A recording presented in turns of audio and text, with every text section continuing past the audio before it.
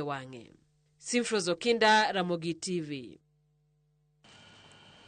Jotelo mag kweth maketo sirikal tesre osoko wang' tend William Ruto kaluwore gi midhiero ma okwako sekta mar mauta e pacho ka endi. Ogai mar DCP Rigathi Gachagua wacho ni gimomiyo nengo mauta ni malo pacho ka en ohala ma jodito e sirikal mar Kenya timo kod kembe makelo mauta pacho ka. Gavana ma Siaya James Orengo kod jalar tend piny Eliud Owalo bende dwaro mondo sirikal owit oko osuru mar mijuogo mauta kaka yo mar miyo jo Kenya fuong'ruok. Chris Owino nigi ler mar wachni. Siasa mag mauta dhi nyime kod kao kore e kinde ma kweth maketo sirikal tesre sajten piny William Ruto kuom loko ohala gi midhiero mag jo Kenya.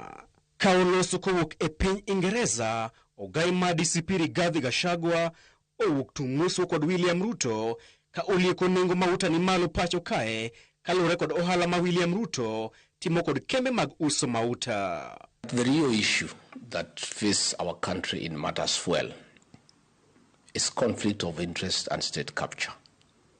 The G2G arrangement is a business arrangement by William Ruto through Gulf Energy to fleece the people of Kenya. And the issue is not even the taxes. The issue is not the transportation costs. The issue is the landed cost of fuel.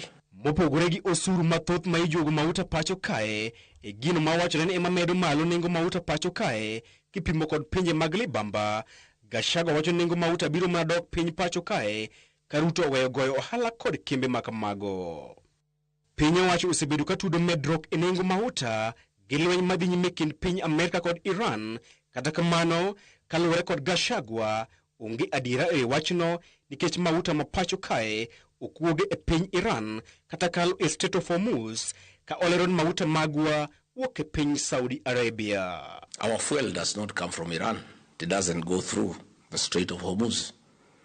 Our fuel is sold by ADNOC in Dubai and Saudi Aramco in Saudi Arabia. That is where the fuel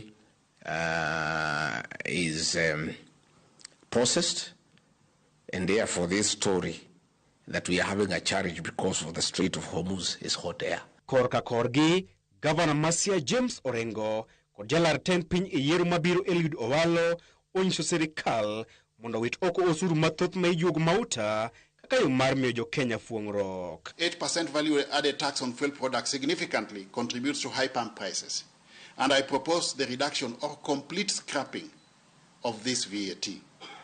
While such a move could result in short-term revenue losses for the government, the economic stimulus generated by lower fuel prices could offset part of the loss through increased economic activity and broader tax generation. Value-added tax, our proposition is that it should be reduced to 0%.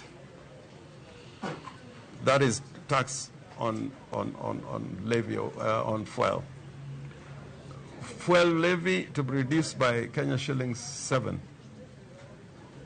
Importers and marketeer margins should be cut by 4 shillings. Walo bende dwaro mondo ogoko gono girimiti mar kelo mauta e kind piny Kenya kod pinje mag Jo-Arabu mong'ere ka G2G e kinde ma James Orengo to dwaro mondo med omwom mar duoko piny nengo mauta gi bilion 5 machielo. Chris Owino, Ramogi TV. Bas wadhi yue moro machuok taneno kuse orote magu ng'ane kanyalo somo moko Ramogi TV. Trevor neno news e yo maber, yo makare kabisa. Amor gi joma tatu kuom chungo ng'anyo. Mama na mino chuka nyar kogelo okaw mos ka en Madenge, an kato mar Madenge kani Kabarak Nakuru. Ochie